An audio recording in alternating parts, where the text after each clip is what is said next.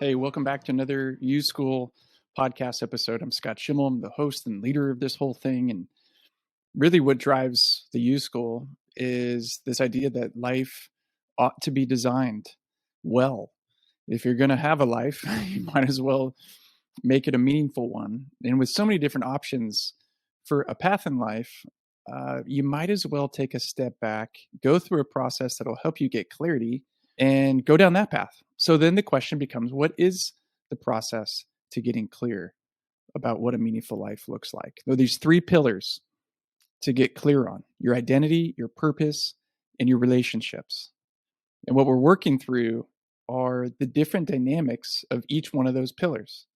And what we have found is the absolute best, most effective way to get to clarity and confidence about your identity, about your purpose, and about your belonging, issues of relationship, is to reflect on and answer these really big questions about life. And so today we're going to tackle one of those crucial, critical questions. And the question is this: what have you learned from failure? Now, we live in a world where everybody gets a trophy. I've been coaching youth sports for the better part of a decade. And every single team that I've ever coached, every player gets a trophy at the end of the season. For many years, I'd say 3 or 4 seasons at least of Little League Baseball, I coached a team and our record was awful. I'm talking 0 for 20, 1 and 19, 2 and 18, 0 and 20, like those types of losing seasons. And guess what? Every single one of those players has a trophy sitting somewhere in their closet or on a bookshelf. They didn't earn a trophy. They got a trophy for participating. Now, there's been a lot of commentary about that idea over the years. And really, the question then is, what happens to somebody who doesn't? It's not that you don't fail, it's that you don't learn from failure or grow from failure, because that's really the danger. There's an idea that if at first you don't succeed, try again. Well, just a sneak preview into this episode, there's science, good research done for decades and tens of thousands of people's lives studied to show that notion is not true. It doesn't work that way. If at first you don't succeed, do not try again. So that's a bit of a teaser to stay with us. But what we're trying to hopefully do is reimagine and maybe even rebrand failure amongst parents and educators and kids. And it's a clever phrase in the startup world: fail fast, fail often. People have t-shirts that are made out of it. There's no shortage of Instagram quote posters in the entrepreneurship world about that idea. But how do you rebrand failure? Where can you look to a culture where failure is just a part of the job? I've learned a lot from the military community, having worked with them for the past 7-8 years, particularly special forces, special operators, folks like Navy SEALs, who, of course, they have a very different perspective on failure. Failure isn't really called failure, except when it comes to losing lives or overall missions. Rather, they're in this culture of continuous improvement, constant learning, getting better. Everything can be debriefed, is what a friend of mine said. And we debrief everything ad nauseum. In other words, we look at every single situation, of course, for what went well and how to repeat it, but even more so, how to avoid making the same mistakes the next time. We want to get better and better and better. So how do we rebrand failure? How do we rethink it? Because ultimately, if we don't let kids fail, they won't learn significant truths about themselves, the world, or life itself. Failure is where the good stuff happens. Okay, a life without failure, a life where you avoid taking risks, a life where you avoid feedback, a life where you stay in your lane, a life where if something doesn't go well, you blame the circumstances or the other parties. What will happen in that kind of life? We've got a good friend. He's a co-founder of the YouSchool. His name's Greg Imamoto. And one of his classic phrases is to talk about the doom loop, the loop of doom. Imagine the infinity symbol, where because you don't learn from failure, you continue to repeat the same things over and over and over again, hoping for other results. It's this loop of doom. Here we are again. Here we are again. That's what will happen if you avoid learning from and reflecting on failure. Not only that, you'll see a bunch of bullet points here if you're watching, and if you're listening, you can watch this, right? On YouTube. You'll waste potential. You'll stay stuck in fear. You'll be dishonest. You won't deal with reality. The reality that there were mistakes made, that you can get better. There's room for improvement. You'll set yourself up for more disappointment and failure. Again, the doom loop. And you'll likely get to a path where you regret the decisions, regret the opportunities missed and wasted. But here's the deal.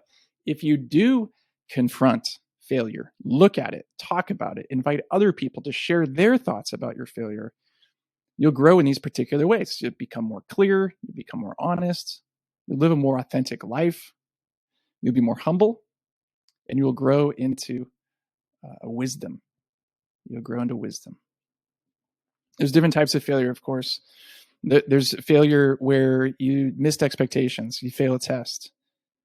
You failed to meet the expectations that were set before you. Maybe you failed in showing up on time. You failed in turning something in on time. You failed and you didn't get all the answers right. That's a certain type of failure. But there's other kinds of failures, failures of commitment. There's moral failures or values failure. I remember getting caught cheating, I think freshman year maybe of high school. And that was a failure. What kind of failure was it? It was a moral failure. It was a failure of what my parents had instilled in me. It was a failure of judgment. That's a type of failure. There's losing, of course, losing a game, missing the shot, getting kicked off the team, not making the team. And then there's other kinds of failure to commit. You just don't stick with it. You quit. Another kind would be a failure to acknowledge, a failure to admit. Have you ever been around somebody that fails to admit or confess or apologize or become more honest about who they are or what they've done or not done?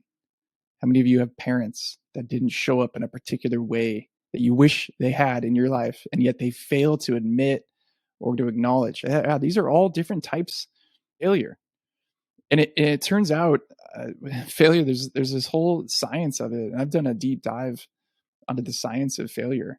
And it's fascinating. So that idea of if at first you don't succeed, try again. Research has proven that in research study after study that that's not true. You can repeat, and most people do, repeat the same mistakes, fail in the same way over and over and over again. Failures to commit, you see that pattern in people's lives. Failure to meet expectations, see that from job to job, from major in college to the next major. Moral failures get repeated.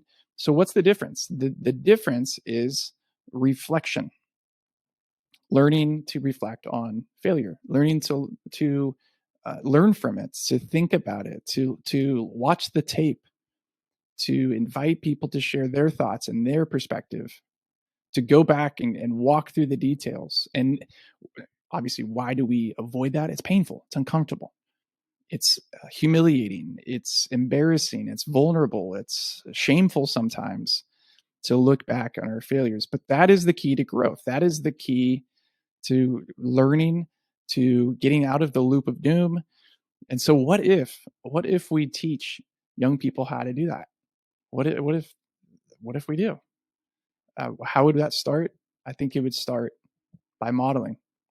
What if we learn to celebrate learning from failure and make it normal? So that's the idea from this question. It's hard to build a life of wisdom and clarity and honesty and authenticity, all these ingredients of a hearty, healthy, good identity, if you don't learn a habit of reflection on the ways in which you failed.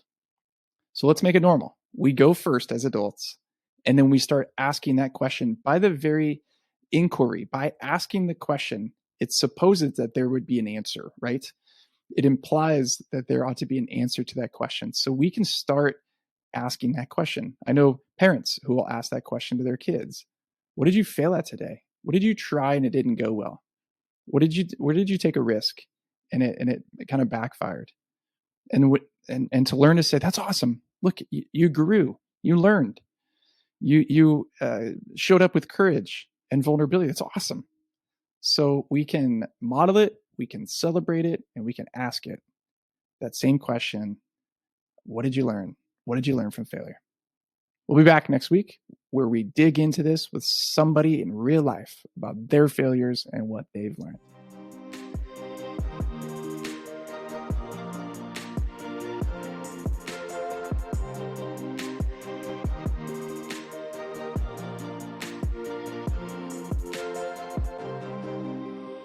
We're taking the mystery out of building a meaningful life with a step-by-step roadmap. In school, you're taught everything under the sun, from algebra to art history to aerodynamics, but you're not taught how to understand yourself or given the tools to make sense of all the questions life throws your way. Without it, most people will take the path of least resistance, hoping it all just works out someday. That's why the YouSchool is here.